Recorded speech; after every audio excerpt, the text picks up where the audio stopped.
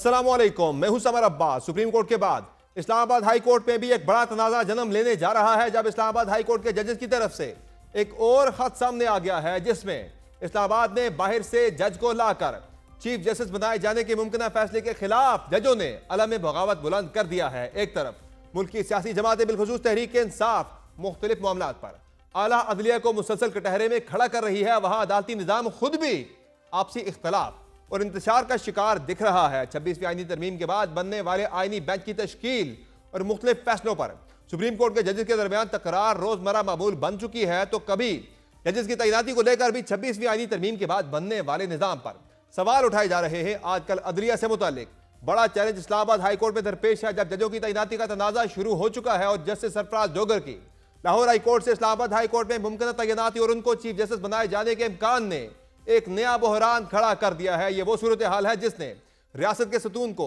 आपस में ही बहम दस्तो गरेबा कर दिया है। हुकूमत अपने तय अदालती इस्लाहात का एजेंडा और बयानियां बनाते हुए इस्लामाबाद हाई कोर्ट में जजों की तैनातियों के मामले पर पीछे हटने को तैयार नहीं है, तो दूसरी जानिब इस्लामाबाद हाई कोर्ट में मौजूद जजों की जानिब से भी मुजाहमत तेज होती जा रही है, जब चंद रोज कबल इस्लामाबाद हाई कोर्ट के जज और मुमकिन तौर पर अगले चीफ जस्टिस बनने के मौजूद उम्मीदवार जस्टिस मोहसिन अख्तर कियानी ने एक बयान में न सिर्फ 26वीं आईनी तरमीम पर तनकीद की, बल्कि उन्होंने इस्लामाबाद हाई कोर्ट में बाहर से लाए गए जजेस को तैनात करने से मुतालिक भी खबरदार किया था। 26वीं आईनी तरमीम एक लेटर पे बेस करती है कि एक खत ने पाकिस्तान के अंदर निज़ाम को तब्दील कर दिया है। मुझे उसका जिक्र करने की ज़रूरत नहीं है। मुझे तो ये उम्मीद है कि सुप्रीम कोर्ट ऑफ पाकिस्तान का फुल बेंच ही उसको सुनेगा।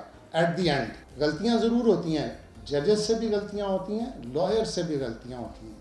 मैंने अभी रिसेंटली अपने ऑनरेबल चीफ जस्टिस को भी रिक्वेस्ट की है कि हम जल्द ही इस्लामाबाद में डेपुटेशनस जजेस को वापस भेजेंगे, और मैं ये उम्मीद रखता हूँ कि अदलिया अपना रोल ज़रूर प्ले करेगी। और आज इस मुतालिक एक और अहम पेशरफ्त हुई है, जब इस्लामाबाद हाई कोर्ट में जजेस की तैनाती से मुतालिक एक और खत भी सामने आया है, जिसमें इस्लामाबाद हाई कोर्ट में बाहर से लाए गए जजेस को ना लगाने का मुतालबा कर दिया गया है। इस्लामाबाद हाई कोर्ट के जजेस ने chief justice of Pakistan justice Jaya Afridi, Islamabad high court और लाहौर हाई कोर्ट और सिंध हाई कोर्ट के चीफ जस्टिस को भी खत लिखा है। खत chief justice Islamabad high court के लिए दूसरी हाई कोर्ट से जज लाने की इतलात पर लिखा गया है। खत में कहा गया है कि दूसरी हाई कोर्ट से जज ना लाया जाए और ना चीफ जस्टिस बनाया जाए, और इस्लामाबाद हाई कोर्ट से ही 3 सीनियर तरीन जजेस में से चीफ जस्टिस बनाया जाए। जजेस का खत में कहना है कि दूसरी हाई कोर्ट से जज लाने के लिए बामानी मुशावरत जरूरी है। दूसरी हाई कोर्ट से जज लाने के लिए वजूहात देना होगी। इस्लामाबाद हाई कोर्ट की निस्बत लाहौर हाई कोर्ट में ज़ेर इल्तवा केसेस 2 लाख हैं। जजेस का खत में कहना है कि इस्लामाबाद हाई कोर्ट की जानिब से जारी सीनियरिटी कैसे तब्दील हो सकती है। ज़राए के मुताबिक जजेस की जानिब से सदर पाकिस्तान को भी खत की कॉपी भिजवा दी गई है। सदर मुमलिकत chief justice of Pakistan Sindh, Lahore और इस्लामाबाद हाई कोर्ट के चीफ जस्टिस को इस्लामाबाद हाई कोर्ट के 5 जजेस ने खत लिखा है। खत लिखने वालों में justice Mohsin Akhtar Kiyani, justice Tariq Jahangiri, justice Babar Sattar, justice Sardar Ejaz Ishaq Khan और जस्टिस समन रफत इम्तियाज शामिल हैं, जबकि जस्टिस मियां गुल हसन औरंगजेब और जस्टिस अरबाब मोहम्मद ताहिर खत लिखने वाले जजेस में शामिल नहीं हैं। याद रहे कि कुछ माह कबल भी इस्लामाबाद हाई कोर्ट के ही 6 जजों की जानिब से खुफिया इदारों की अदालती मामलात में मुबैना मुदाखलत के इल्जामात से मुताल्लिक खत ने एक तनाज़ा खड़ा किया था, और बज़ाहिर इसी खत की बुनियाद पर हुकूमत भी इन जजेस को इस्लामाबाद हाई कोर्ट का चीफ जस्टिस बनाने से कतराती दिख रही है। इस सूरत हाल में यह तनाज़ा कितना संगीन हो सकता है और क्या इस तनाज़े की बुनियाद पर एक नई वकला तहरीक भी जन्म ले सकती है। इसी मुतालिक मज़ीद बात करेंगे। प्रोग्राम में ज्वाइन किया है Islamabad high court bar association के सदर रियासत अली आज़ाद ने। बहुत शुक्रिया रियासत अली आज़ाद साहब, आपने ज्वाइन किया। प्रोग्राम में ये बताएगा कि जो ख़त आज आया है सामने इस्लामाबाद हाई कोर्ट के 5 जजेस की सामने की तरफ से, जो एक नज़र आ रही है खबर जो चल रही है, इतलात हैं कि लाहौर से जस्टिस सरफराज डोगर साहब को लाया जा रहा है इस्लामाबाद हाई कोर्ट के चीफ जस्टिस के लिए। इस पर बड़ा सख्त एतराज़ सामने आया है इस्लामाबाद हाई कोर्ट की तरफ से, बल्कि 5 जजेस की तरफ से। क्या देख रहे हैं आप आने वाले दिनों में? तो इस्लामाबाद हाई कोर्ट के अंदर फिर एक लड़ाई वाला माहौल ही चलता रहेगा जजेस का आपस में, जिस तरह से 5 जजों ने बड़ा भरपूर एतराज़ किया है। बिस्मिल्लाहिर्रहमानिर्रहीम। समर भाई, बात यह है कि पाकिस्तान की तारीख में मुझे बता दें कि कभी लाहौर में बाहर किसी सूबे से चीफ जस्टिस लगा है? सिर्फ Islamabad high court bar association को ही टारगेट क्यों किया जा रहा है? यहाँ पे ही क्यों आप बाहर से चीफ जस्टिस लाना चाह रहे हैं? भाई देखें, हमने तो 26वीं तरमीम को रिजेक्ट किया, लेकिन अगर for the sake of argument मैं इस 26वीं तरमीम को दुरुस्त मान लूँ, तो हुकूमत को भी मान लेना चाहिए दुरुस्त।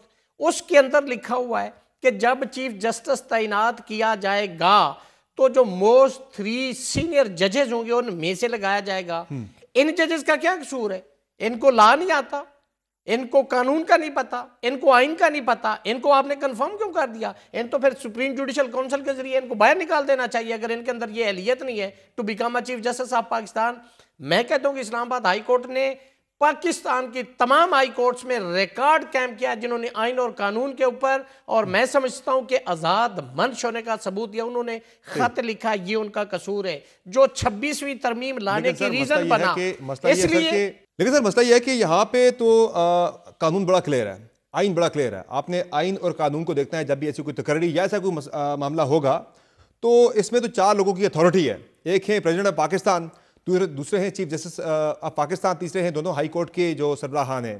तो चारों के दरमियान इसमें अगर मुशावरत होने के बाद इत्तेफाक राय पाया जाता है तो आप किसी को भी ट्रांसफर कर सकते हैं। तो इतराज क्या है फिर? देखिए, कानून तो पूरे पाकिस्तान के लिए फिर एक जैसा होना चाहिए। आर्टिकल 25 क्या कहता है कि equal treatment of law should be given to every citizen of Pakistan. आप किसी सूबे के जजेस की तैनाती करते हैं तो जुडिशल कमीशन में चीफ जस्टिस भी बैठता है और साथ सीनियर प्यूनेट जज भी बैठता है। लेकिन ये कानून इस्लामाबाद हाई कोर्ट में खत्म हो जाता है, यहां पे सिर्फ चीफ जस्टिस बैठता है। क्यों? ये पाकिस्तान की हाई कोर्ट नहीं है, ये दारुल खिलाफा की हाई कोर्ट नहीं है। क्या आईन पाकिस्तान 1973 जो यहाँ पे एप्लीकेबल नहीं है? इस्लामाबाद तो ज़ाहिर सर विफाक है और चारों सूबों का दारुल हुकूमत है ना, चारों सूबों की यहाँ पे नुमाइंदगी बनती है ना। बात ये देखो, चारों सूबों की ऑलरेडी नुमाइंदगी मौजूद है। अब आपने चीफ जस्टिस, तो आपने 26वीं तरमीम जिसको आपने कहा था कि ये आ जाएगी, इस मुल्क के अंदर इंसाफ की दूध और शहद की नहरें बह जाएंगी। कॉन्स्टिट्यूशन बेंच बनने से 187 केसेस सुप्रीम कोर्ट में थे, अब हजारों केसेस वहां पे पेंडिंग। आप उस अपनी बनाई हुई तरमीम 26वीं को क्यों नहीं मान रहे? आप इंटेंट पे सवाल जरूर उठा सकते हैं कि नीयत क्या है सारे प्रोसेस के पीछे, लेकिन कानूनी ऐसी कबाहत कोई इसमें मौजूद नहीं है। देखिए, कानून के अंदर प्रोवाइडेड है, लेकिन चारों जो आपने अथॉरिटीज बताई, सदर पाकिस्तान, चीफ जस्टिस पाकिस्तान, दोनों कंसर्न हाई कोर्ट के चीफ जस्टिस, लेकिन वो जो कंसल्टेशन है, मीनिंगफुल कंसल्टेशन जो अल जिहाद trust versus federation of Pakistan में होल्ड किया गया है, क्या वो मीनिंगफुल कंसल्टेशन हुई है? नहीं हुई।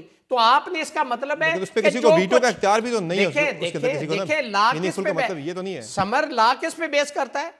लॉ कहता है कि कोई भी लेजिस्लेशन जो है ना, एक लैटिन मैग्ज़म है, सेलस, एक सेकंड, सेलस पॉपुलिस सुप्रीमा लेक्स, बेहतरीन लेजिस्लेशन वो है which is made for the welfare of the general public और विद गुड फेथ, बोना फाइडी, विद मेला फाइडी या मेलस पे मबनी नहीं। ये जो कुछ हो रहा है, यहाँ सर 4 लोगों में से किस पे आपको शक है कि उससे मुशावरत नहीं हुई? मुशावरत कैसा वो नहीं था, मीनिंगफुल आप कैसे कह सकते हैं? किसी से नहीं हुई। जजेस ने क्यों खत लिखा? मे भी हुई हो, क्यों खत लिखा? चीफ जस्टिस क्यों नहीं ना सर? सारे जजेस ने मुशावरत नहीं की ना। सदर बैठा हूं आपके सामने, चीफ जस्टिस ने मुशावरत करनी है ना।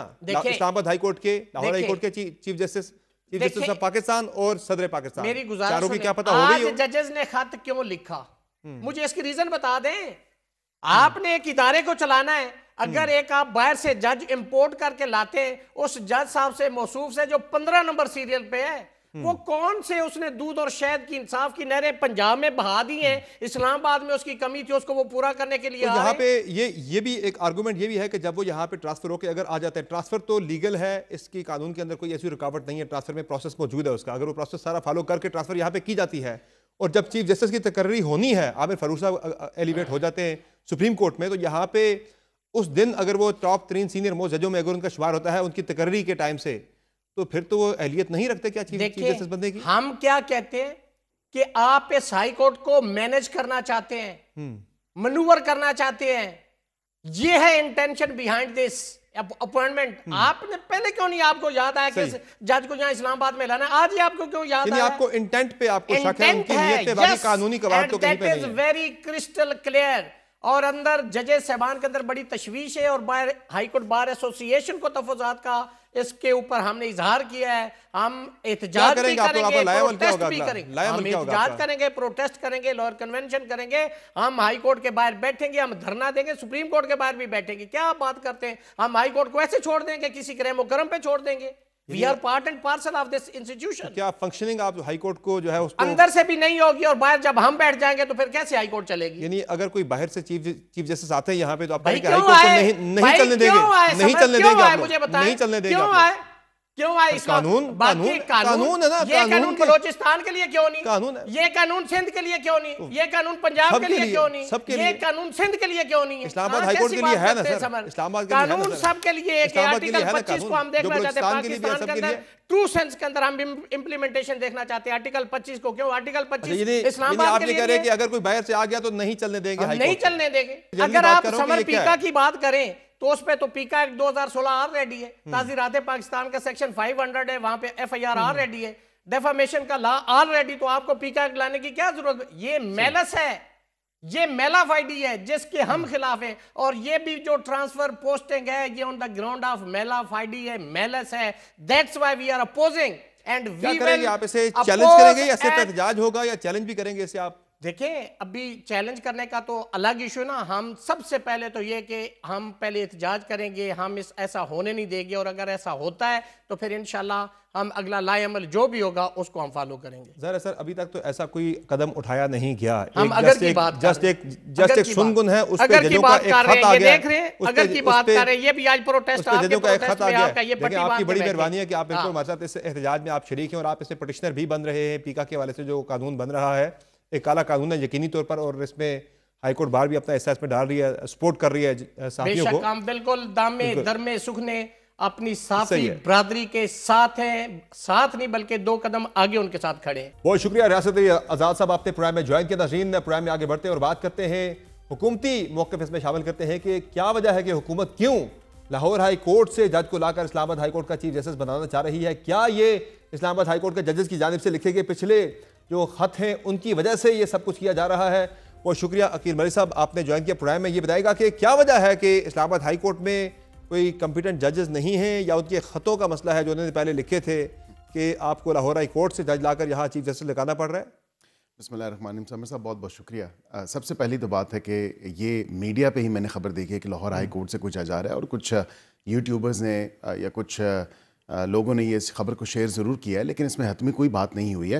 आइन का आर्टिकल देखें, मैं किसी भी हाई कोर्ट से लाया जा सकता है जब आपका आईने पाकिस्तान उसकी इजाज़त देता है कि जज की मर्ज़ी के बगैर नहीं, जज की मशावरत जो है, उसकी कंसेंट जो है उसमें शामिल होना ज़रूरी है। और मैं ये ज़रूर समझता हूँ कि आर्टिकल 200 जो है, आर्टिकल 200 आईने पाकिस्तान का, वो इस चीज़ की इजाज़त देता है कि आपके सदर पाकिस्तान जो हैं वो किसी भी जज को ट्रांसफर कर सकते हैं, और कंसल्टेशन का हाई कोर्ट के चीफ जस्टिस और इस्लामाबाद हाई कोर्ट के चीफ जस्टिस से, और दीगर पेशावर हो सकता है, लाहौर हो सकता है, सिंध हो सकता है, बलूचिस्तान हो सकता है, किसी एक हाई कोर्ट से जो है वो चीफ जस्टिस को लाया जा सकता है, जज को ट्रांसफर किया जा सकता है चीफ जस्टिस के लिए। फिर ज़ाहिर है एक और प्रोसेस होता है जिसको आपने फॉलो करना है। जी बिल्कुल, उसके लिए एक और प्रोसेस है, और वो सीनियरिटी प्रिंसिपल देखा जाता है कि उनकी डेट ऑफ इंडक्शन क्या थी सर्विस में। और ये तमाम तर मामला इस तरह हैं कि इसको आई थिंक कि एक बड़ा उस लेंस में पेश किया जा रहा है, ये उस हवाले से पेश किया जा रहा है जिस तरह हकीकत से जो है उसका कोई मामला नहीं है। जो अगर बिलफर्ज यही जज साहब जिनका बताया जा रहा है ये भी आ जाएं, तो ये आईने पाकिस्तान तो इसकी इजाज़त देता है ना। ये तो ये नहीं कहा जा सकता कि कोई चीज़ मावराए आइन या मावराए कानून की जा रही है। तमाम तर जज साहिबान इंतहाई के काबिल एहतराम हैं, इंतहाई काबिल इज़्ज़त हैं, और वो तमाम तर जो है वो कॉम्पिटेंस रखते हैं, खा वो इस्लामाबाद हाई कोर्ट के हों या किसी दीगर हाई कोर्ट के हों। लेकिन नहीं, आप फिर डिनाई कर दें कि ऐसा कुछ भी नहीं हो रहा, हम नहीं ला रहे सरफराज डोगर साहब को यहाँ पे। देखें, ये अब ये अगर आप कह रहे हैं किसी यूट्यूबर की खबर है या किसी एक को या मीडिया की खबर है, डिनाई कर दें कि नहीं ऐसा कुछ, आप जरूर आपको मोस्ट रेलेवेंट पर्सन है वज़ारत कानून से, आप तो बता दें आपके नहीं। मैं आपको ये जरूर कह सकता हूँ कि कानून और आइन में गुंजाइश मौजूद है, लाया जाएगा कि नहीं लाया जाएगा इससे मैं अभी कोई कमेंट नहीं कर सकूंगा। तो सरफराज डोगर साहब के हवाले से आप कोई हतमी बात नहीं कर रहे? मैं नहीं, हतमी बात किसी भी जज के हवाले से नहीं, कि अगर ये प्रोसेस जब इनिशिएट होगा तो मुतलका चीफ जस्टिस साहिबान से बातचीत होगी। लेकिन आई थिंक ये एक प्रीएम्प्टिवली जो खत लिखा गया है मीडिया की खबरों की बेस के ऊपर या सोशल मीडिया की खबरों की बेस के ऊपर, मीडिया ने तो इसको रिपोर्ट भी नहीं किया। ये तमाम तर मामला सोशल मीडिया पे चल रहा है और सोशल मीडिया पे ये बातें आ रही हैं। फिर अगेन हमें कहा जाता है कि हम फेक न्यूज़ जो है उसको कर्ब करने के लिए क्यों इकदाम उठा रहे हैं। अच्छा, कल को अगर ये लग गए सरफराज डोगर साहब तो फिर आप लोग फेक न्यूज़ की जद में नहीं आएंगे जो कह रहे हैं कि नहीं? देखिए, मैंने डिनाई तो नहीं किया, मैंने इसीलिए बड़े केयरफुली ट्रेड किया है और मैंने उसे डिनाई नहीं किया। मैंने उसको ये कहा कि आइन और कानून में अगर आपके पास गुंजाइश मौजूद है और फेक न्यूज़ है तो गवर्नमेंट डिनाई कर दे कि ये फेक न्यूज़ है, ऐसा कुछ भी नहीं हो रहा। देखिए, मैं कल को वो लग जाते हैं मिसाल के ये तौर तो पे कह रहा हूं ना, अगर लगने कल का को लग इम्कान जाते मौजूद है ना, हैं जो इम्कान मौजूद है ना।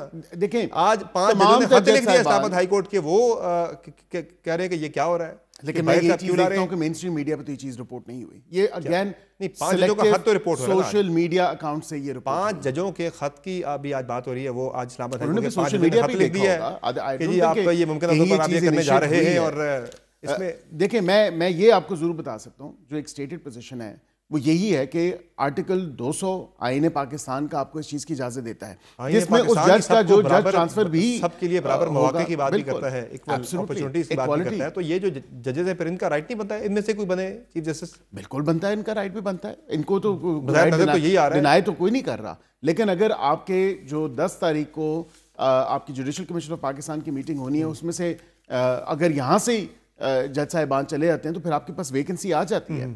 तो फिर उस वैकेंसी को फिल करने के लिए आमिर फरूख साहब तो हो रहे हैं एलिवेट ना, सुप्रीम कोर्ट में जा रहे हैं वो। देखें मैं ये भी कहना कबल इस वक्त होगा, 10 तारीख को जब जुडिशल कमीशन ऑफ पाकिस्तान का इजलास होगा, आपके सामने तमाम तर चीज़ें आ जाएंगी, जो जो कंसिडर होगा या कोई डिफर हुआ तो या तमाम तर मामला जो होगा वो आपके सामने होगा। तनकीद ये है कि आप तो पूरी जुडिशरी को मुकम्मल अपने जो है वो कंट्रोल में लाना चाह रहे हैं, एग्जीक्यूटिव के आईनी बेंचेस जो हैं वो आप बनाएंगे, यार ज़रा एग्जीक्यूटिव की मर्जी से बनते हैं। Not at all. Judicial commission के अंदर आपकी वहाँ पे अक्सरियत बनी जाती है, आपके और आपके हम ख्याल लोगों की अक्सरियत वहाँ पे बन जाती है। ये देखें अगेन ये बात है कि वहाँ पे आपने पीछे देखा जब तकर्रियाँ हुई इस्लामाबाद हाई कोर्ट के जज साहिबान की, तो आपने उसमें भी देखा कि वो वोट्स हुकूमत की थी, जो हुकूमत के साथ जिन नॉमिनीज को मंसूब किया जा रहा था वो काफ़ी लोग नहीं भी बने। तो इसमें ऐसी बात नहीं है। और इवन सो मच सो आपको एक एग्जांपल दूं कि अगर हुकूमत की मर्जी होती तो बसहद एहतराम, क्योंकि तमाम तर जज साहिबान हमारे लिए काबिल एहतराम है, काबिल इज्जत हैं, उसमें यह भी बात सामने आई कि वो जो भी एक रीसेंट एलिवेशन हुई है वो एक टाइम पे प्रोसिक्यूटर रहे थे और राना सनौला साहब के केस में उन्होंने प्रोसिक्यूट किया था। तो ये आपके सामने के एग्जाम्पल है कि हमारी कोई लाइकनेस डिसलाइकनेस नहीं है, हम मेरिट के ऊपर तमाम तर जो तकर्रियाँ हैं या एलिवेशन हैं उन पर हम मेरिट के ऊपर काम कर रहे हैं। तो ये जो खत है इस्लामाबाद हाई कोर्ट के 5 जजों का, इस पे फिर क्या होगा? कोई जवाब दिया जाएगा गवर्नमेंट की तरफ से उन्हें, या क्या होगा? ज़ाहिर है एक तो हाइप तो बन गई है। नहीं, आई थिंक ये तमाम तर मामला जो मुतलका चीफ जस्टिस साहिबान को भी गया और ये चीफ जस्टिस को गया, तो चीफ जस्टिस ने रिस्पॉन्ड करना है, हमने थोड़े ही रिस्पॉन्ड करना है इस चीज़ पे।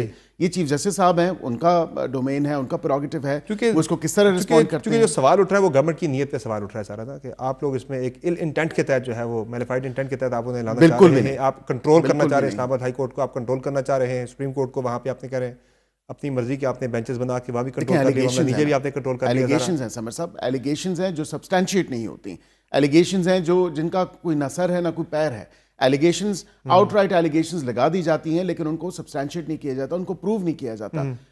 यहाँ पे ये तो नहीं है कि कोई हम बाहर से ला के जो है वो कोई जज तैनात कर रहे हैं, ऐसा कोई मामला नहीं है।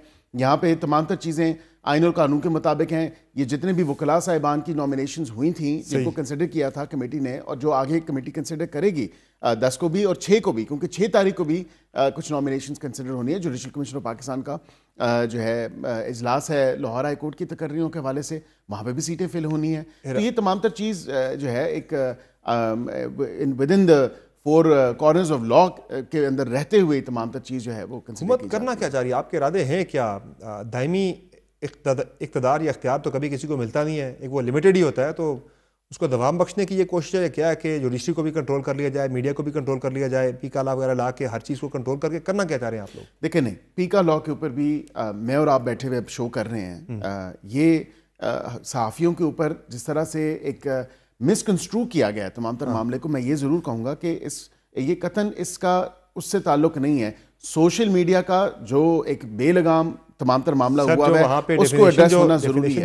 यहाँ पे आपके पैमरा है, इतनी वेग उसमें आपने फेक न्यूज़ की आपने डेफिनेशन वहाँ पे की है कि उसकी पकड़ में कोई भी आ सकता है। नहीं, उसमें रूल्स बनने हैं, जिसको आप चाहेंगे पकड़ लेंगे। जो रूल्स की अपडेटिंग होनी है, जो रूल्स अमेंड होने हैं, उसमें बिल्कुल सोशल मीडिया की डेफिनेशन को भी बाकायदा तौर पर डिफाइन भी किया जाएगा।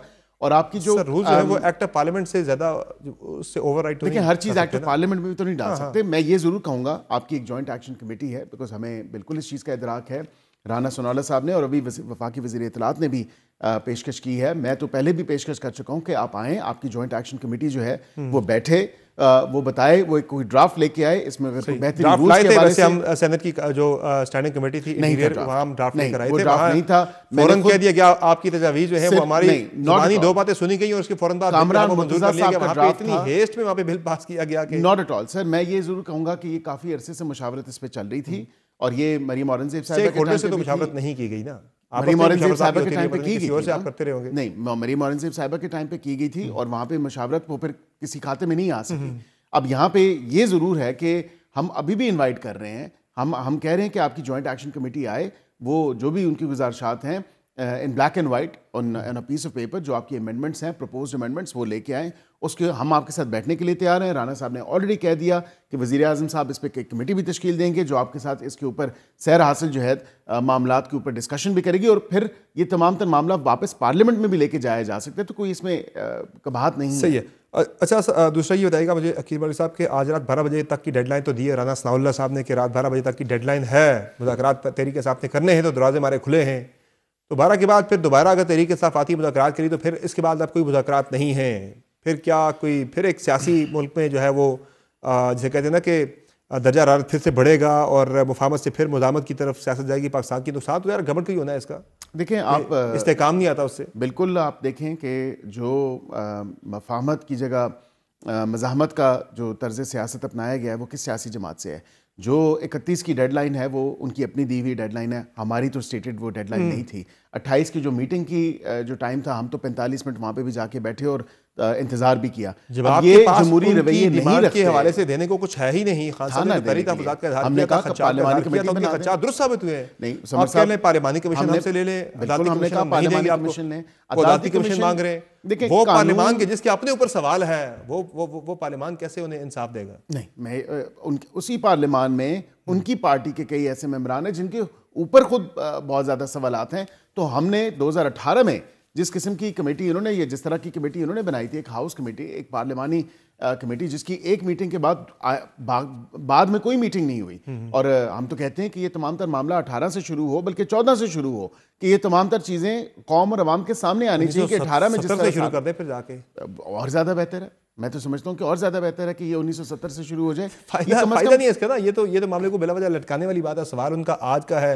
2 उन्होंने आपसे मांगे 9 मई और 26 नवंबर पे आप जुडिशल कमीशन बना दें, और आप खुद कहते हैं कि दोनों में तहरीक इंसाफ मुलव्वस है, तहरीक इंसाफ का उसमें एक बहुत ही बुरा किरदार था, तो आप उन्हें एक्सपोज करें, दूध का दूध पानी का पानी हो जाए, उन्हें आप मजीद फंसाएं और उसमें आप केसेस करके उन्हें मजीद लोगों को अंदर करें। उन्हें देखिए जितना एविडेंस केसेस बनाए उनके ऊपर, फिर आप क्यों इसमें कतरा रहे हैं? एविडेंस मौजूद है हमारे, आप देखिए कतराने की इसमें कोई चीज़ नहीं है ना, कोई पार्लियामानी कमीशन के बजाय आप जुडिशल। लेकिन जो केसेस सब्जुडिस हैं, जो कमीशन उसके ऊपर एस्यूम करेगी जुरिस्डिक्शन, वो असरअंदाज हो सकती हैं। जो ऑलरेडी सब्जुडिस हैं केसेस, जो ATC में सब्जुडिस हैं, जो दीगर अदालतों में सब्जुडिस हैं, तमाम तर मामला, और मिलिट्री कोर्ट्स के हवाले से तो इन एनी केस जिन लोगों का ट्रायल हुआ वो तो सब्जुडिस है सारा मामला। वो 3 तारीख को फिर लिस्टेड फिर 26 नवंबर कहाँ पे सब्जुडिस है? लेकिन 26 नवंबर के अंदर भी जो केसेस हैं, जो लोग उसमें मुलविस हैं, जाहिर बात है कि ATC में कुछ ना कुछ केसेस ज़रूर हैं जो शहादतें हुई हैं हमारे लॉ इन्फोर्समेंट एजेंसीज के ऑफिशियल्स की। और ओवर एंड अबव दैट मैं आपको ये भी बता दूं कि यहाँ पे बड़ा आसान है कहना कि जुडिशल कमीशन बना दिया जाए। मांगा इंक्वायरी कमीशन, लिखा जुडिशल कमीशन।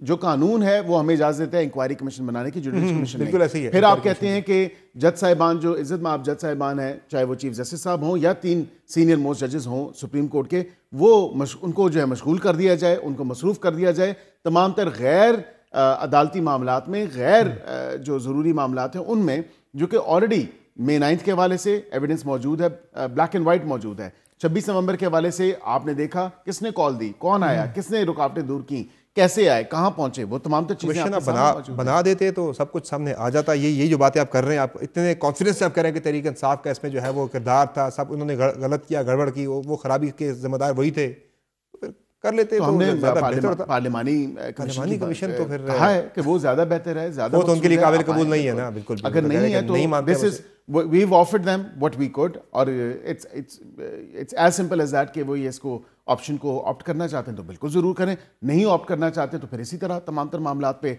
जिस तरह पहले चले आ रहे हैं, साल हो गया इलेक्शन हुए हुए, और आगे तो कोई मामला नहीं बढ़ा। खतरा तो खदशा टल गए। ये अमेरिका वगैरह वाले जो डोनाल्ड ट्रंप वाला जो खतरा खदशा था कि कहीं वहां से कॉल आ ही ना जाए, कोई प्रेशर आ ही ना जाए, वो टल गए खतरा। तब कॉन्फिडेंट कॉल नहीं आई, कॉन्फिडेंट हो गई है वहां से कि वहां से कॉल नहीं आई, क्योंकि वहां से कॉल कभी आनी नहीं थी, क्योंकि वहां से जेंट्री बीच साहब को भेजा कि आप जाएं पाकिस्तान में इन्वेस्टमेंट की। ये ट्रंप साहब ने भेजा उन्हें? नहीं, ट्रंप साहब ने नहीं भेजा, लेकिन बात यह है कि आपने मदद किया है, वो इन्वेस्ट करना चाहते हैं पाकिस्तान में। Pakistan is land of opportunities, जिस तरह अमेरिका को कहा जाता था कि America is land of opportunities, right now Pakistan is land of opportunities. और पाकिस्तान में आके अगर लोग इन्वेस्ट करना चाह रहे हैं तो इनके पेट में जो मरोड़ पड़ रहे हैं, और ये चाहते थे कि ग्रेनल साहब जैसे लोग जो ट्वीट्स कर रहे थे, जिनको पैसे और लॉबिंग के थ्रू जो है तमाम तर मामला किया, और वो डिलीट हो गई ना तमाम तर ट्वीट्स। एक ट्वीट रह गई, एक रह गई है, एक रह गई, वो भी आइंदा आने वाले दिनों में आप देखेंगे कि मेरे ख्याल से वो भी डिलीट हो जाएगी। जो एक रह गई है रिचर्ड ग्रेनेल की ट्वीट, आप कह रहे हैं वो भी डिलीट हो जाएगी? जी, आप आने वाले दिनों में देखिएगा। क्या क्या आप लोगों ने अचानक से ये कह रहे हैं मैं कि ग्रेनेल को अपनी ट्वीटें डिलीट करनी पड़ी? दाखिला का जो विजिट था वो बड़ा एक जबरदस्त, और उसके सम्राट जो है वो पूरी पाकिस्तान भी देख रही है। वैसे उनकी मुलाकात जिन दो लोगों से हुई थी, उनके तो तासुरात कुछ हो रही थे जो उन्होंने बाद में असल जो मकसद है वो ये है कि पाकिस्तान की इकोनॉमी, पाकिस्तान के खिलाफ जो एक प्रोपेगेंडा, पाकिस्तान के खिलाफ जो जहर उगला जा रहा था, उसको एड्रेस करना जरूरी था। और आपने देखा जो जेंट्री बीच साहब भी आए, उन्होंने कहा कि deep fake AI generated images और वीडियोस दिखाई गई हमें। चले सर, ये बताएं मुझे फाइनली कि बैरिस्टर गौहर साहब की एक और मुलाकात की रिपोर्ट हो रही है, कोई लाहौर के अंदर उनकी एक बड़ी अहम खास मुलाकात हुई है, जो पहले पेशावर के अंदर एक हुई थी उस तरह की। मजीद खतरात खदशात तो नहीं है गवर्नमेंट को कोई? बिल्कुल भी नहीं। अगर मामलात पे कहीं बात उनकी बिगड़ती कहीं बन ना जाए। नहीं, बात वहाँ से देखें, वहाँ से भी एक स्टेटमेंट आई और उन्होंने कहा, इसको बिल्कुल एड्रेस किया। उन्होंने कहा कि ये जिस पहराए में मुलाकात थी, जिस तरह इसको पेश किया गया, जिस तरह की मंजर कशी की गई, ये हकायक से हट के, स्याह सबाक से हट के इसको पेश किया गया। ये भी मुलाकात किसी इसी हवाले से होगी, लेकिन पॉलिटिकल चीज़ों पे या सियासी चीज़ों पे या मुज़ाकरात के किसी मामले पे कोई मुलाकात के अंदर कोई बातचीत नहीं। अलायंस बन रहा है आपके खिलाफ एक नया, पाकिस्तान तहरीक इंसाफ दीगर सियासी जमातों को एंगेज कर रही है, जिन्हें मौलाना फजल रहमान साहब हो गए, बाकी जमातें होगी, मारंग बलोच को, PTM को तहरीक इंसाफ एंगेज कर रही है, और एक बड़ा अलायंस आपके खिलाफ बन रहा है। और 8 को लाहौर में बड़ा जलसा भी होने जा रहा है। इजाजत लाहौर में पाकिस्तानी कौम को ही देखना चाहिए कि जो सियासी जमात जाके जो मारंग बलोच की जो एक मूवमेंट है, वो तो पाकिस्तान खिलाफ एक मूवमेंट है। मैं समझता हूँ कि तमाम तर मामले वो कहती हैं वो उनके हुकूक की एक जंग है, वो ये कहती ज़रूर हैं, लेकिन उनके फिर वो स्टेट के साथ इंगेज करें ना, वो स्टेट के साथ इंगेज नहीं करती। वो स्टेट के एक ओवर एंड अबव मामलात में जाके वो मारंग बलोच से खड़ा हो जाना तहरीक इंसाफ के लिए एक, आप कह रहे हैं कि डीमेरिट है, नुकसान है। ट्वीट्स इमरान खान साहब कर रहे हैं और मुतवातिर तौर पर कर रहे हैं, और बिल्कुल उसमें कोई ठहराव नहीं है। इसी तरह जो दीगर ऐसे ग्रुप्स के साथ या ऐसी मूवमेंट्स के साथ वो खड़े हो रहे हैं, तो उनके लिए कोई अच्छा जो है पेश रिहाई उनकी नियर फ्यूचर में नज़र नहीं आ रही। रिहाई उनकी कानून और आइन के मुताबिक होगी। उनकी एक पिटीशन सबमिट हो चुकी है इस्लामाबाद हाई कोर्ट में। अगर इस्लामाबाद हाई कोर्ट उनको कोई रिलीफ देता है तो उससे हुकूमत को आप किसी और केस में गिरफ्तार नहीं करेंगे? May 9 के केसेस हैं जिनके मामला चल रहे हैं, हमें उसके अलावा किसी केस में गिरफ्तार करने की ज़रूरत नहीं है। जो केसेस ऑलरेडी हैं वो उनका फेट जो है वो अवाम और कौम के सामने हो। बहुत शुक्रिया बैरिस्टर अकील भल्ला साहब, आपने ज्वाइन किया प्रोग्राम में। नाज़रीन, आपने गुफ्तगू मुलाहिज़ा की बैरिस्टर अकील भल्ला साहब की, जिनका कहना है कि फ़िलहाल तो जो है पाकिस्तान तहरीक इंसाफ के साथ मुज़ाकरात का चैप्टर जो है वो तकरीबन क्लोज ही हो चुका है, और अमेरिका के हवाले से इनका कहना है कि जो ख़तरात खदशात थे वो अब कोई कॉल वहाँ से नहीं आने वाली। प्रोग्राम में एक मुख्तसर ब्रेक लेंगे। ब्रेक पर जाने से पहले आपके जहनों में सवाल होगा कि आपने बाजुओं पे स्याह पट्टी क्यों बांध रखी है? तो ये स्याह पट्टी बांधने की जो वजह है वो एहतजाज है। आज पीका के काले कानून के खिलाफ आज चुके सहाफ़ी पूरे मुल्क के अंदर यौम स्याह बना रहे हैं इस काले कानून के खिलाफ। इसका मकसद बज़ाहिर एक ही नज़र आ रहा है, वो है आज़ाद आवाज़ों को दबाना, सहाफ़ती आवाज़ों को दबाना, तनकीदी आवाज़ों को दबाना, क्योंकि सहाफ़ी इस के खिलाफ जो है वो रजिस्ट करते आए हैं, अब भी रजिस्ट करेंगे। फेक न्यूज़ के हम बिल्कुल हक़ में नहीं, उसके हम भी खिलाफ हैं, लेकिन इस मामले पर अगर मुशावरत हो के स्टेक होल्डर से अगर ये कानून बन जाता तो वो ज़्यादा बेहतर होता। अल्दो आज वज़ीर इत्तलात अता तारिक साहब ने कहा है कि हम मुशावरत करेंगे रूल्स बनाने से पहले। अच्छी बात है, खुशाइन बात है, लेकिन देर आए दुरुस्त आए, अगर ये मुशावरत पहले अगर की जाती तो शायद ज़्यादा बेहतर होता। प्रोग्राम में एक मुख्तसर ब्रेक लेंगे, ब्रेक से वापस आएंगे, बात करेंगे पाकिस्तान तहरीक इंसाफ की अगली पॉलिसी, अगला लाएअमल क्या होगा, चूँकि अब मुज़ाकरात का जो है चैप्टर है वो तो क्लोज हो चुका है। बात होगी ब्रेक के बाद, हमारे साथ रहेगी।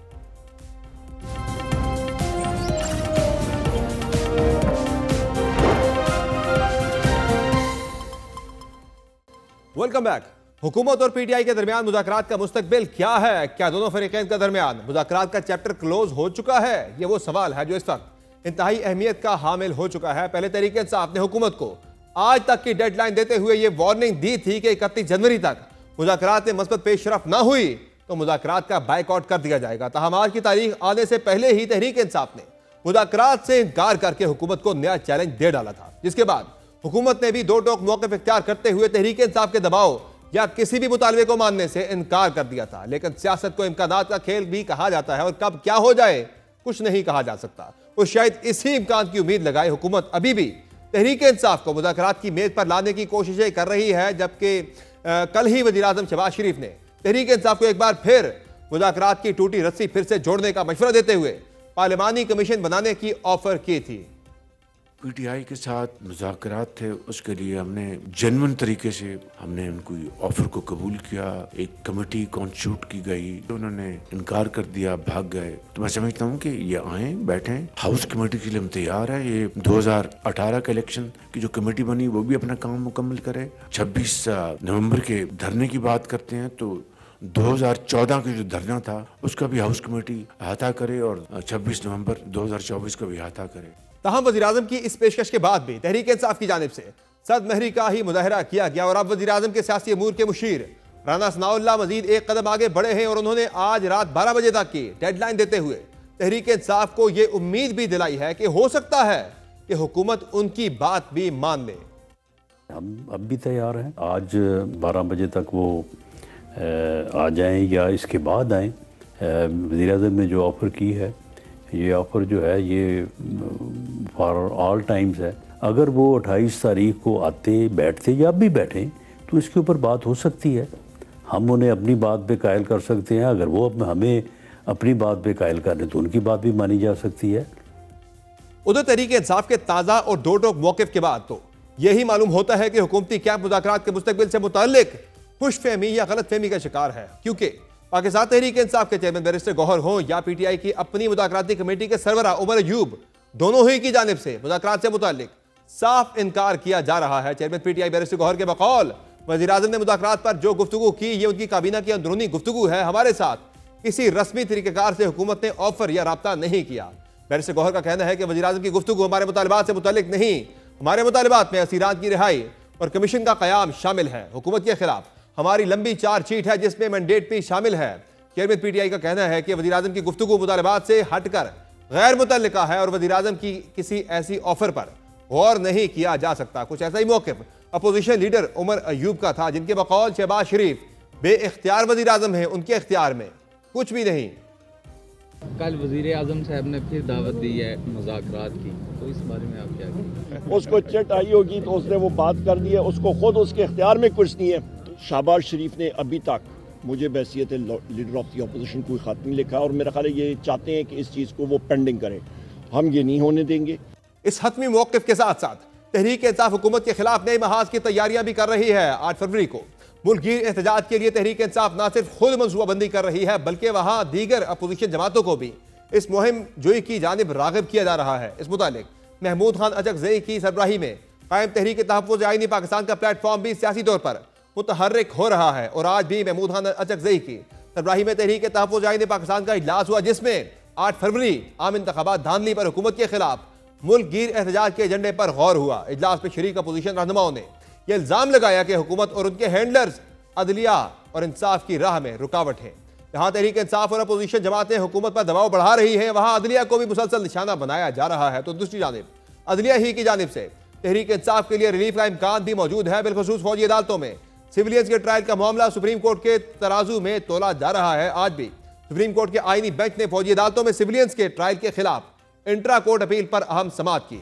जस्टिस जमाल बंदोखेल ने रिमार्क्स में कहा कि FV अली समेत अदालती फैसलों से कैसे इनहराफ कर सकते हैं। इस केस में कानूनी शिकों को बरकरार रखा गया। इस फैसले की कई अदालतों में तौसीक की गई। 21वीं तरमीम का फैसला 17 जजेस का है। उन्होंने कहा कि 100 गुनाहगारों को छोड़ने से ज्यादा एक बेगुनाह को सजा देना गलत है। हमने सिर्फ फैसला करना है, इंसाफ अल्लाह ही कर सकता है। हम अगर हमारी अदालतों के सामने शवाहिद नहीं होंगे तो मुल्जिमान बरी ही होंगे। फिर कहा जाएगा कि अदलिया का नंबर 250 पर आ गया है। जैसे हसन नज़र रिजवी ने कहा कि बगैर शवाहिद किसी को सजा नहीं दी जा सकती। किसी के सामने कत्ल हो जाए फिर भी वो गवाही नहीं देता, गवाहान को तहफ़्फ़ुज़ नहीं दिया जाता। कत्ल केस में 25-25 तारीखें तो वकील ले जाता है और मुकदमा मुलतवी होता रहता है। जैसे जमाल बंदोखेल ने रिमार्क्स में कहा कि 21वीं आईनी तरमीम 4 साल के लिए हुई, जिसके तहत खुसूसी अदालतें बनी। बताएं 21वीं तरमीम का कोई फायदा हुआ? बाद अज़ान समाअत पी तक मुलतवी कर दी गई।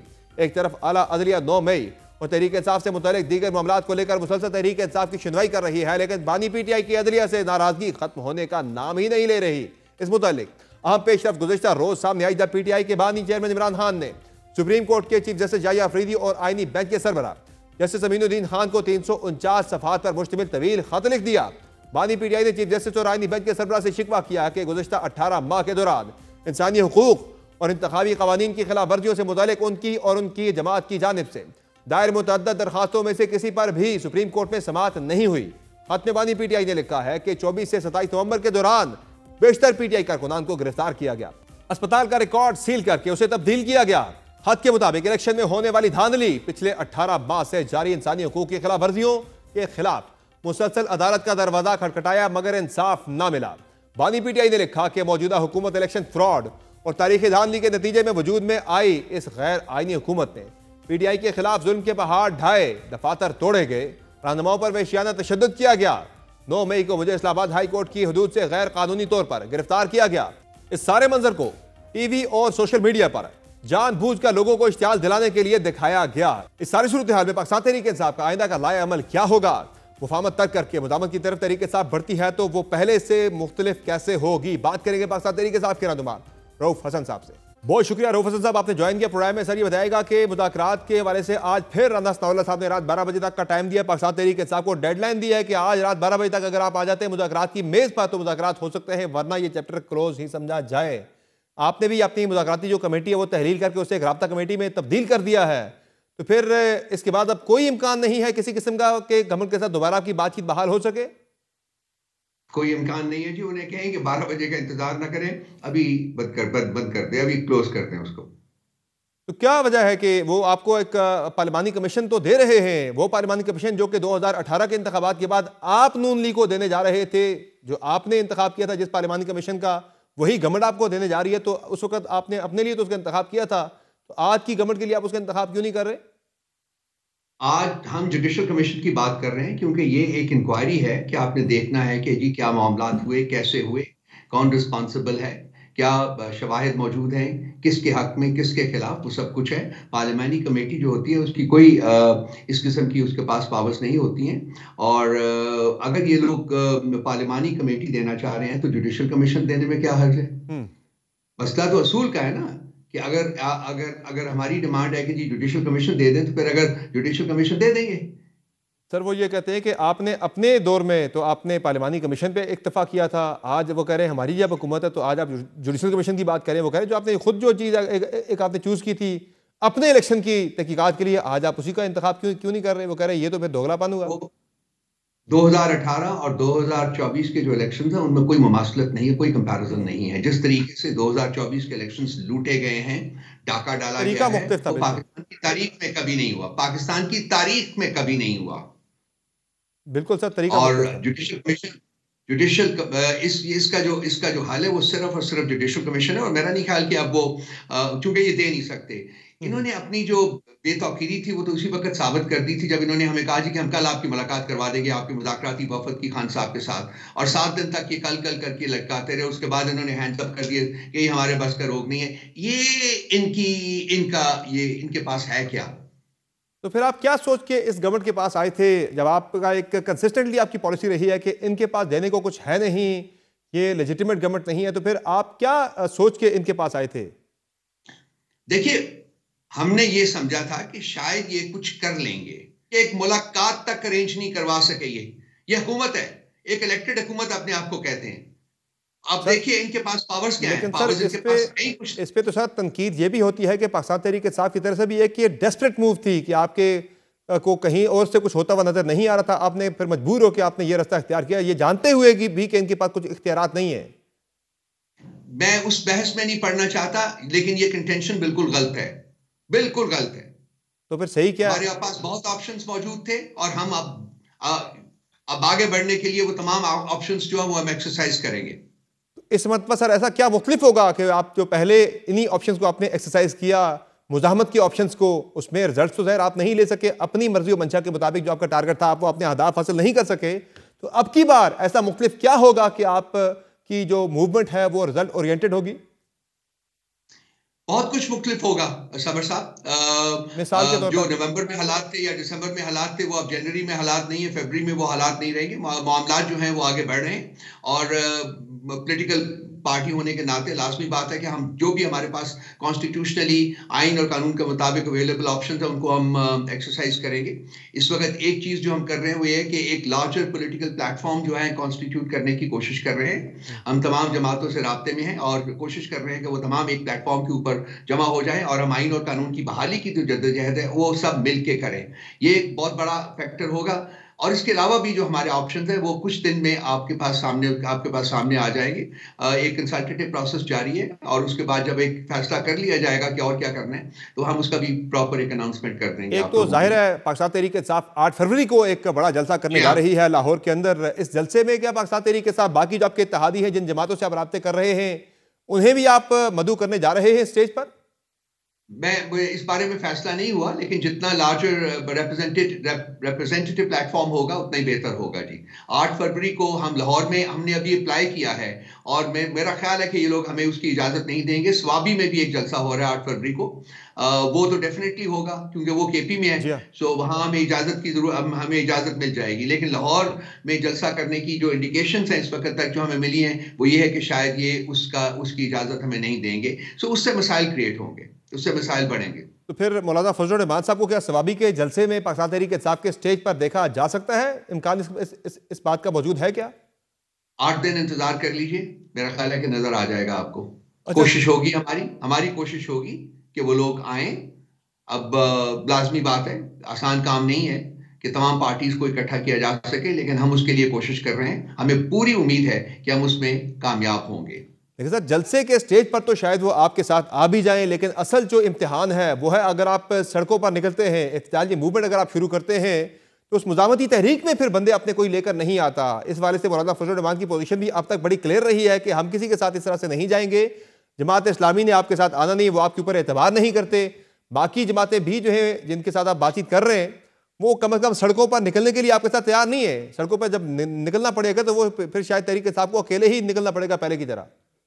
देखिए, एक हाइपोथेटिकल क्वेश्चन है कि हम सड़कों पर निकल रहे हैं कि नहीं निकल रहे हैं। जैसा कि मैंने पहले अर्ज किया है कि हम उसका एक कंसल्टेटिव प्रोसेस हमारी पार्टी में जारी है और हम एक पूरा फैसला करेंगे। इस वक्त तक जो फैसला हुआ है वो ये है कि लाहौर में हमने जलसा करना है और स्वाबी में करना है, और जो लोग लाहौर या स्वाबी में नहीं पहुंच सकेंगे वो अपने अपने इलाके में पॉलिटिकल गैदरिंग्स करेंगे। ये फैसला हुआ है। एक तो सर ज़ाहिर आप नए इत्तेहादों की तरफ बढ़ रहे हैं, आप नए इत्तेहादियों की तलाश में हैं कि एक बड़ा ग्रैंड अपोजिशन अलायंस आप फिर से बनाने की तरफ जा रहे हैं। और दो जो आपने पहले एक तहरीक चलाई थी, तहरीक तहफ़्फ़ुज़ आईन पाकिस्तान, जिसके महमूद अचकज़ई साहब उसके सरबराह थे, उन्होंने भी बड़ा काफ़ी आपके फैसलों पर एतराज़ किया था, बल्कि एक स्टेज पर आके तो बिल्कुल वो खामोश हो गए थे कि ये तहरीक इंसाफ उनसे अहम मामलात में मुशावरत कर ही नहीं रही। तो अब ज़ाहिर है अब आप दोबारा इस तरफ आ रहे हैं। एक तो ये तब्दीली हो गई, दूसरा अपने पार्टी के अंदर अपने रैंक्स के अंदर आपने तब्दीलियां जो की हैं। केपी में आप घंटापुर साहब की जगह पर जुनैद अकबर साहब आ गए, वहाँ पे पंजाब में आलिया हमजा साहिबा आ गई हैं पार्टी की चीफ कोऑर्डिनेटर। तो नए लोगों यानी पुराने लोग जो हैं पार्टी के वो नए ओहदों के साथ जब आए हैं तो इससे फर्क पड़ेगा क्या? देखिए समर, अगर हमारा आइन पढ़ें तो उसमें एक याद स्टिक है, वो ये जी कि हुकूमती और पार्टी के ओहदे जो हैं वो सेपरेट होने चाहिए, और खान साहब की हमेशा से कोशिश रही है कि ऐसा ही हो, लेकिन हालात के तकाजे ऐसे थे कि ऐसा नहीं हो पाया। तो मेरा ख्याल है कि अब ये जो प्रोसेस शुरू हुआ है ये जारी रहेगा। आलिया हमजा जो है हमारी फ्रंट रनर है, एक हमारी हराबल दस्ते की एक कारकुन है, इसी तरह से जुनैद खान साहब भी हराबल दस्ते के कारकुन हैं। तो इनके आने से फ्रेश ब्लड जो है वो लीडरशिप रोल में सामने आएगा और मेरा ख्याल है कि पार्टी के हालात और बेहतर होंगे। लेकिन इस पे जाहिर है पार्टी के हालात तो बेहतर होंगे। जो जुनैद साहब को मैंने सुना, जुनैद अकबर साहब को, वो तो कह रहे हैं कि पहले को होम्योपैथिक किस्म की थी क़यादत, अब वो नहीं होगी, अब आपको सही क़यादत नजर आएगी, जनरल लोग आपको नजर आएंगे। तो क्या बेसिकली जो पहले लोग थे वो मौसर नहीं थे, अब जो आएंगे वो ज्यादा मौसर है क्या? जो अभी उमर अयूब साहब ने एक पोस्ट की है और उसमें उन्होंने कहा जी कि हमारे इस असेंबली में कोई होम्योपैथिक लोग नहीं बैठे हुए। तो ये एक पॉलिटिकल स्टेटमेंट होती है, उसको लिटरल मीनिंग में नहीं लेना चाहिए। लाजमी बात है वो अपनी टीम लाएंगे, लोग और आएंगे और नए सामने आएंगे, और वो उनकी कंट्रीब्यूशन जो है वो पार्टी में, वो मेरा ख्याल है कि बहुत ज्यादा होगी। तो चेंज होती रहती है, पार्टी में नया ब्लड आगे आता रह रहा है। एक अच्छा एक फेल है जिसको कि हमें आगे बढ़ाना चाहिए। अच्छा रऊफ हसन साहब, गवर्नमेंट के साथ तो आपके मुज़ाकरात खत्म हो गए हैं, क्या एस्टेब्लिशमेंट के साथ या इदारे के साथ भी कोई मुज़ाकरात की विंडो इस वक्त बंद है, या वो जो आप कहते थे कि वहां भी बातचीत कोई ना कोई होती रहती है, या वो विंडो भी क्लोज हो चुकी है? अब इस वक्त जो कोई मुज़ाकरात नहीं हो रहे, लेकिन जो कांटेक्ट है वो मौजूद है, क्योंकि हमारे पास केपीके की हुकूमत है और उस हुकूमत के नाते उनके साथ हुकूमती मामलात में उनके साथ राब्ता है हमारा। सो मैं उसको एंगेजमेंट कहता हूँ। एंगेजमेंट तो है लेकिन मुज़ाकरात नहीं। इस वक्त कोई मुज़ाकरात किसी के साथ नहीं हो रहे। जो इंगेजमेंट वहां पे आपकी है, उस इंगेजमेंट में कोई आपको ग्रीन सिग्नल मिला है मसाइल के हल के हवाले से, या प्योरली वहां से आपको जो आया कि सिर्फ इश्यूज की हद तक ही रखा जाएगा, सियासी मामलात में आपको किसी किस्म का कोई भी जो है वो आउट ऑफ द वे आपको फेवर या ऐसा कोई सपोर्ट नहीं मिलने वाली? देखिए, एंगेजमेंट का मतलब जो है वो आप उसी को एंगेजमेंट की हद तक ही रखें। बाकी आगे जब मामलात बढ़ेंगे तो वो भी हम आप सबके लिए उसकी अनाउंसमेंट जो है वो करते रहेंगे। नहीं, इस एंगेजमेंट से सर अभी तक कोई फायदा हुआ तरीके से? वो चीजें को बस साइड पे बढ़ी है क्या? हर एंगेजमेंट से फायदा होता है।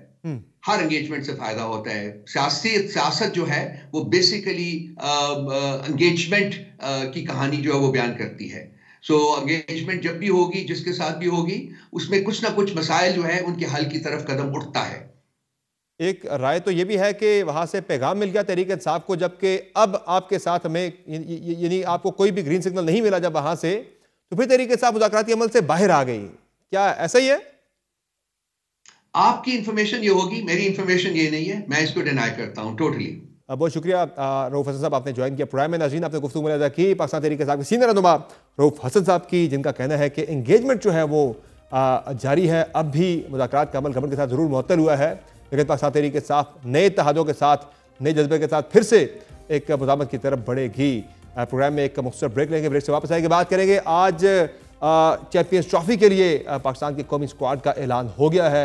कुछ बड़े नामों की वापसी हुई है और कुछ खिलाड़ियों को आराम दिया गया है चैंपियंस ट्रॉफी के लिए। जो टीम कॉम्बिनेशन बना है, क्या नया कॉम्बिनेशन बना है, बात करेंगे ब्रेक के बाद। हमारे साथ रहिए।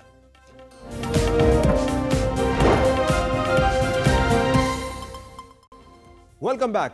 इंतजार की घड़ियां खत्म हुई और बिलाखिर पीसीबी ने आईसीसी चैंपियंस ट्रॉफी 2025 के लिए 15 रुकनी कौमी स्क्वाड का ऐलान कर दिया है। यही टीम न्यूजीलैंड और जनूबी अफ्रीका के खिलाफ सह अफ्रीकी वनडे सीरीज में भी हिस्सा लेगी।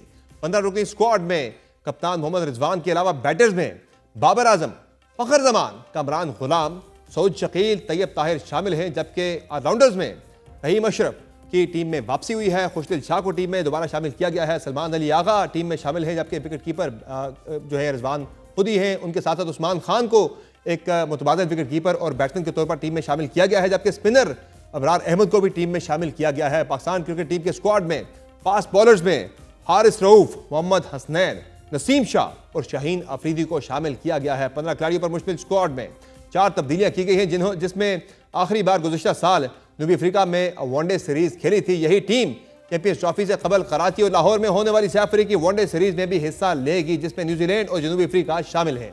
चैंपियंस ट्रॉफी पाकिस्तान में 19 फरवरी से 9 मार्च तक मुनक्किद होगी। पीसीबी के पास स्क्वाड में तब्दीली के लिए 11 फरवरी तक का वक्त है। इसके बाद तब्दीली की इजाजत सिर्फ तिब्बी बुनियादों पर आईसीसी इवेंट टेक्निकल कमेटी की मंजूरी से होगी। कौमी टीम के सिलेक्टर असद शफीक का कहना है कि होम कंडीशंस में उम्दा कारकर्दगी के हामिल क्रिकेटर्स का इंतखाब किया गया है। हमें अंदाजा है कि साइम अयूब के लिए चैंपियंस ट्रॉफी ना खेलना इतना तकलीफ दे है, लेकिन हम जल्दबाजी में कोई भी फैसला नहीं करना चाहते। पाकिस्तान चैंपियंस ट्रॉफी में अपना पहला मैच 19 फरवरी को न्यूजीलैंड के खिलाफ कराची में खेलेगा, जबकि कौमी टीम 4 फरवरी से तैयारियों का आगाज करेगी। 3 मुल्की सीरीज का पहला मैच पाकिस्तान और न्यूजीलैंड के खिलाफ 8 फरवरी को लाहौर में खेला जाएगा। दूसरी जानिब चेयरमैन पीसीबी मोहसिन नकवी का कहना है कि स्टेडियम्स की तामीर का काम वक्त पर मुकम्मल होगा। वज़ीर आज़म शहबाज शरीफ 7 फरवरी को कज़ाफ़ी स्टेडियम लाहौर और सदर ज़रदारी 11 फरवरी को नेशनल स्टेडियम कराची का इफ्तिताह करेंगे। स्क्वाड में जिन खिलाड़ियों के नाम सामने आए हैं, एक मुतवाज़न टीम दिखाई दे रही है। अल्दो साइम अयूब के टीम से मेडिकल या तिबी बुनियादों पर बाहर होने की वजह से शायकीन को बहुत ज़्यादा जो है मायूसी का सामना करना पड़ा है, लेकिन फ़खर जमान की टीम में वापसी के बाद शायद उनकी कमी काफ़ी हद तक पूरी हो जाए। आज की शो में इतना ही, इजाज़त दीजिए, अल्लाह हाफिज़।